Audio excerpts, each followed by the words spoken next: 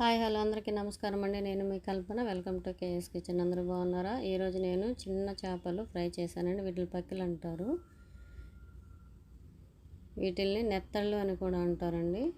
ఇవి నేను కిలో తీసుకున్నానండి. శుభ్రంగా కడిగి పెట్టేసుకున్నాను. ముందుగా వీటిని మ్యారినేట్ చేసేసుకుందాము.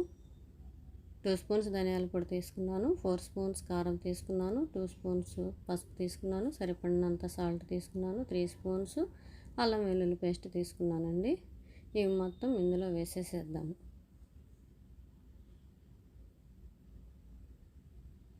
ఈ విధంగా వేసేసిన తర్వాత ఇందులోనే 2 స్పూన్స్ ఆయిల్ కూడా వేసేసుకోవాలి.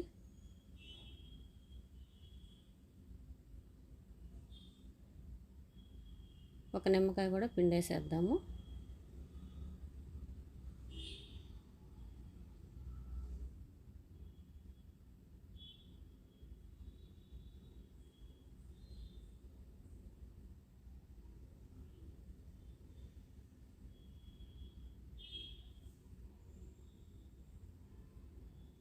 ఇప్పుడు ఇది మొత్తం బాగా కలిపేద్దామండి. 2 రెమ్మల కరివేపాకు కూడా వేసేసుకున్నాను. ఈ మసాలా ఈ చేపలకి బాగా పట్టాలండి. ఈ విధంగా మొత్తం కలిపేసేసుకోవాలి.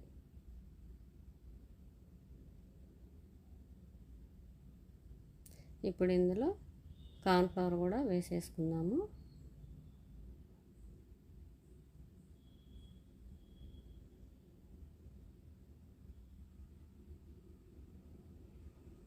ఒక 5 స్పూన్స్ వేసుకున్నానండి. 20 మినిట్స్ అయింది. ఇప్పుడు డీప్ ఫ్రై చేసేద్దాము.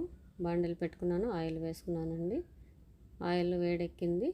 ఇప్పుడు ఈ చేపల్ని ఇందులో పకోడా వేస్తాం కదా, అదే విధంగా వేసుకోవాలి. అంటుకోకుండా వస్తాయండి ఈ విధంగా వేసుకుంటే. ఇలా మధ్య మధ్యలో కలుపుతూ ఉండాలి. చూసారా, బాగా వేగాయి కదా, బ్రౌన్ కలర్ వచ్చేసాయి.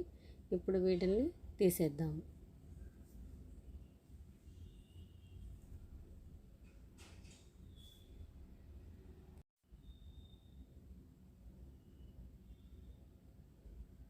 ఇవి చాలా మంచిదండి. బాలింతలకు కూడా పెడతారు, పాలు పడతాయని పెడతారు.